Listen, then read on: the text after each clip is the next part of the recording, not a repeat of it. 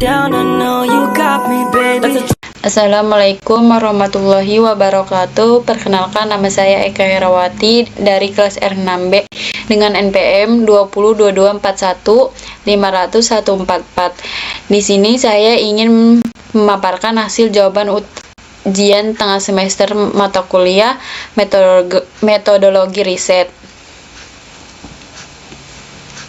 Yang pertama, mengapa latar belakang sangat penting dalam sebuah proposal? Latar belakang adalah bagian penting dari proposal riset karena berfungsi sebagai dasar dan alasan mengapa penelitian tersebut perlu dilakukan. Bagian ini menjelaskan masalah atau fenomena yang sedang terjadi, menunjukkan adanya kesenjangan pengetahuan dan penguraian urgensi penelitian. Tanpa latar belakang yang kuat, pembaca tidak akan memahami konteks pentingnya topik atau tujuan dari riset yang diajukan. Latar belakang juga menjadi dasar untuk merumuskan rumusan masalah, tujuan, dan manfaat penelitian. Dengan kata lain, bagian ini membimbing pembaca agar paham situasi awal hingga sampai pada kesimpulan bahwa penelitian tersebut layak dilakukan. Cara menyusun latar belakang yang baik dan logis. Yang pertama, gambaran umumnya tentang kondisi atau fenomena yang relevan dengan topik penelitian. Pada tahap ini, peneliti dapat mengangkat fakta, tren, atau kejadian aktual yang berkaitan dengan permasalahan yang akan dikaji. Yang kedua, fokuslah pembahasan pada permasalahan spesifik yang menjadi inti penelitian. Permasalahan ini sebaiknya didukung oleh data, hasil studi sebelumnya, atau observasi yang menunjukkan bahwa isu tersebut memang nyata dan penting untuk diteliti.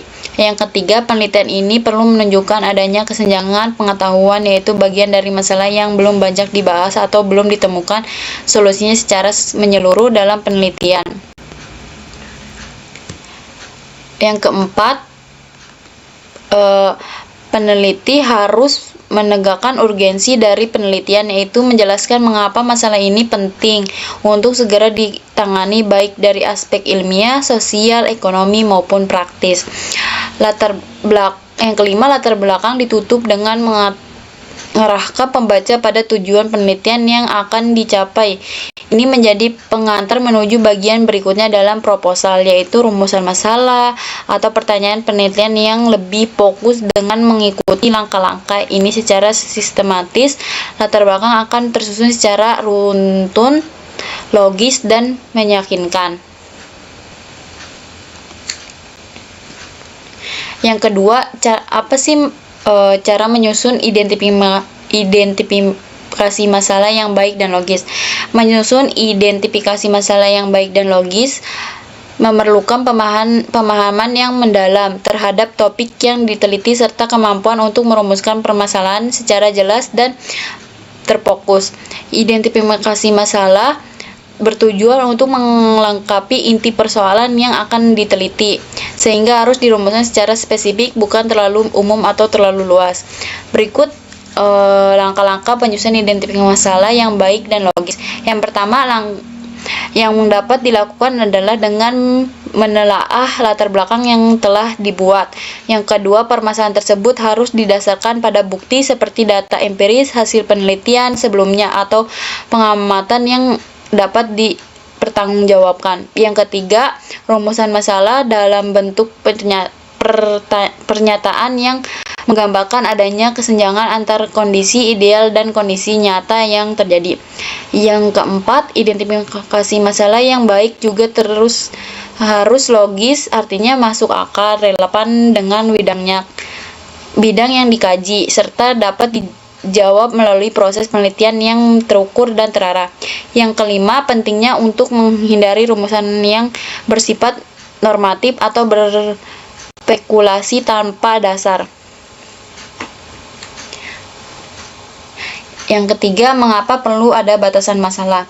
Batasan masalah sangat penting dalam sebuah penelitian karena berfungsi untuk memperjelas ruang lingkup kajian agar peneliti tetap fokus, terarah, dan tidak melebar ke hal-hal yang di luar tujuan utama. Tanpa batasan yang jelas, peneliti bisa menjadi terlalu luas sehingga sulit dikendalikan, memakan waktu dan sumber daya yang besar, serta menghasilkan kesimpulan yang kurang mendalam.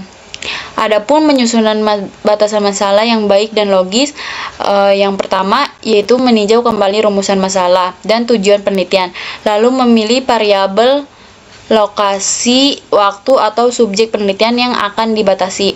Batasan tersebut sebaiknya ditulis secara spesifik dan realistis, sesuai dengan kemampuan sumber daya dan waktu yang tersedia. Selain itu, batasan masalah harus relevan dengan inti permasalahan dan mendukung tercapainya tujuan penelitian, bukan sekedar mengatasi tanpa batasan yang jelas. Dengan cara ini, penelitian akan lebih fokus dan hasilnya dapat bertanggung jawab secara ilmiah. Yang keempat, bagaimana hubungan antara rumusan masalah dan tujuan penelitian? Rumusan masalah adalah pertanyaan yang ingin dijawab melalui penelitian, sedangkan tujuan penelitian adalah pertanyaan tentang apa yang ingin dicapai berdasarkan pertanyaan tersebut. Dengan kata lain, tujuan penelitian muncul dari rumusan masalah dan menjelaskan arah penyelesaian masalah yang diajukan. Adapun cara penyusunan rumusan masalah dan tujuan penelitian kualitatif yang baik. Yang pertama itu rumusan masalah. Rumusan masalah yang pertama, gunakan bentuk pertanyaan. Yang kedua, spesifik, terukur, dan fokus pada variabel yang akan diteliti. Yang ketiga, sesuai dengan pendekatan kualitatif. Contohnya, jelaskan hubungan, pengaruh, atau perbandingan antara variabel. Contohnya, apa terdapat pengaruh motivasi belajar terhadap prestasi akademik siswa di SMA. Yang kedua, tujuan penelitian. Yang pertama, gunakan kalimat pernyataan. Yang kedua, menyatakan apa yang akan diteliti secara konkret dan terukur. Yang ketiga, sejalan dengan rumusan masalah. Contohnya, untuk mengatasi permasalahan motivasi belajar terhadap prestasi akademik di SMA, singkatnya rumusan masalah adalah pertanyaan dan tujuan penelitian adalah jawaban dalam bentuk target penelitian. Yang kelima, susunlah dalam versi ringkas uraikan terkait bab 1 yang isinya adalah latar belakang, identifikasi masalah, batasan masalah, rumusan masalah, tujuan penelitian, dan kegunaan penelitian. Di sini saya mengambil judul pengaruh gaya kognitif terhadap kemampuan berpikir kritis IPA. Latar belakangnya itu, pendidikan adalah proses yang bertanggung jawab secara sadar dan terancam untuk membantu individu mengembangkan potensi dirinya baik dalam aspek intelektual, emosional, spiritual, maupun sosial. Tujuan utama pendidikan adalah membentuk manusia yang berkarakter mandiri dan mampu berpikir kritis secara bertanggung jawab terhadap dirinya sendiri dan lingkungan. Ilmu pengetahuan alam atau IPA adalah bidang studi yang mempelajari gejala-gejala alam serta segala sesuatu yang ada di dalam alam semesta berdasarkan fakta, konsep, dan prinsip yang diperoleh melalui metode ilmiah. Salah satu pokok pembahasan dalam IPA adalah biologi. Biologi adalah cabang ilmu pengetahuan alam yang mempelajari tentang makhluk hidup dan kehidupan melalui dari struktur, fungsi, pertumbuhan, dan perkembangan, persebaran, hingga interaksi antara makhluk hidup dan lingkungannya. Biologi mencakup berbagai aspek hidup, mulai dari tingkat molekul, sel, jaringan, organ, hingga organisme dan ekosistem.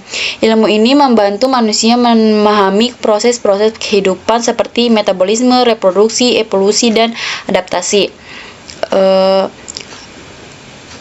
Untuk mempelajari materi tersebut diperlukan beragam kemampuan IPA. Salah satunya adalah kemampuan berpikir kritis IPA.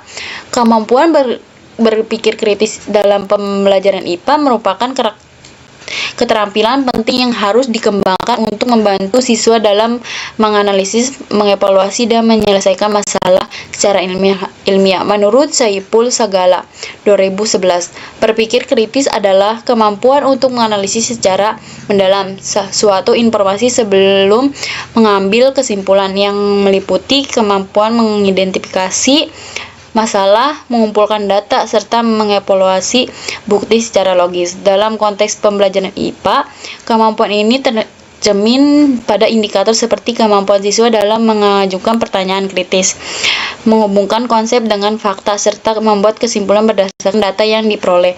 Hal ini didukung oleh Sujana 2014 yang menegaskan bahwa berpikir kritis dalam IPA melibatkan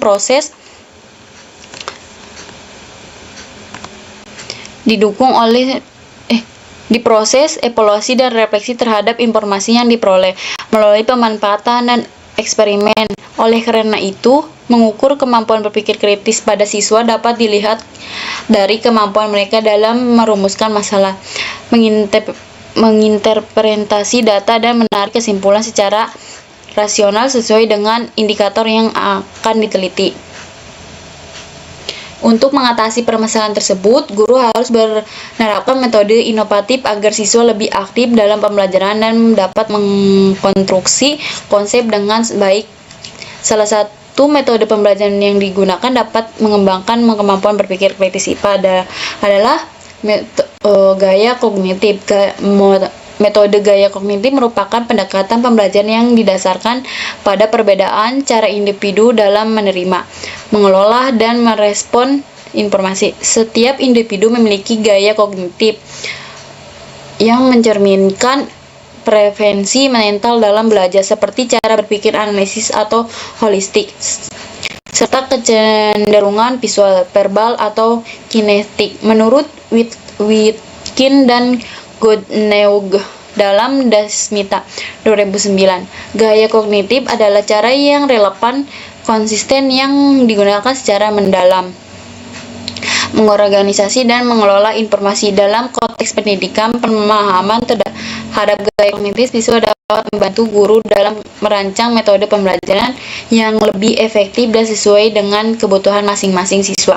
Dengan menyesuaikan strategi pembelajaran berdasarkan gaya kognitif, proses belajar menjadi lebih optimal karena siswa merasa lebih nyaman dan mudah memahami materi yang dipelajarkan.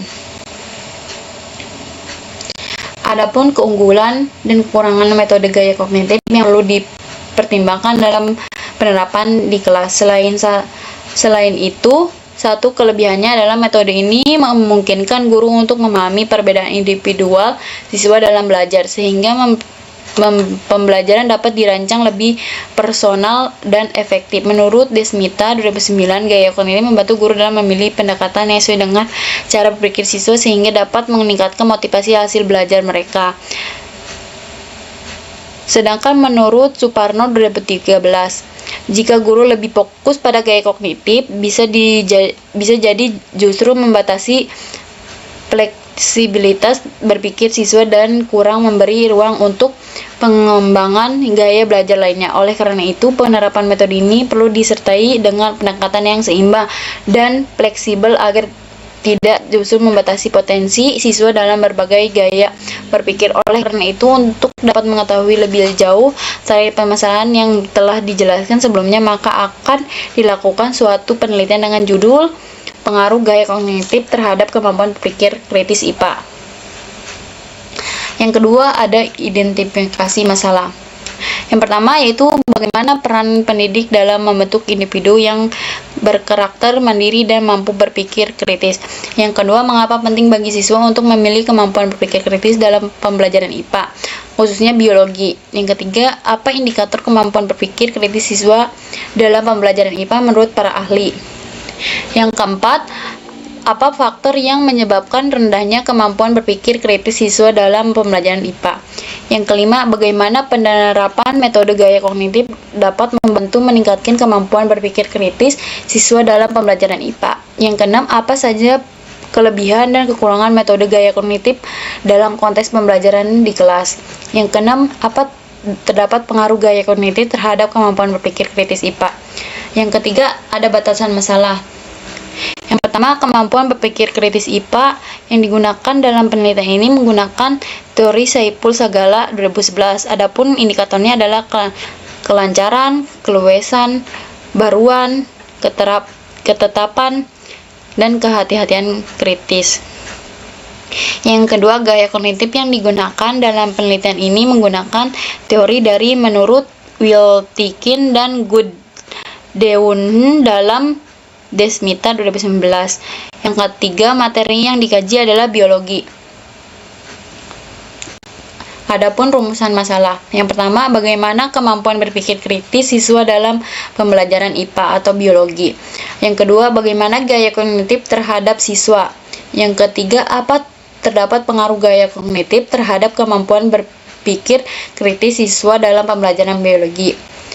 Adapun tujuan penelitian untuk mengetahui berpikir kritis siswa dalam pembelajaran biologi. Yang kedua, untuk mengidentifikasi gaya kognitif siswa. Yang ketiga, untuk menganalisis pengaruh gaya kognitif terhadap kemampuan berpikir kritis siswa dalam pembelajaran biologi. Adapun keunggulan penelitian. Yang pertama, keunggulan teoritis. Yang pertama, memberikan kontribusi terhadap pengembangan teori pendidikan mengenal hubungan antara gaya kognitif dan kemampuan berpikir kritis dalam konteks pembelajaran IPA, khususnya biologi. Yang kedua adalah menambahkan literatur mengenai penerapan teori dalam pembelajaran kritis dan diferensiasi gaya belajar.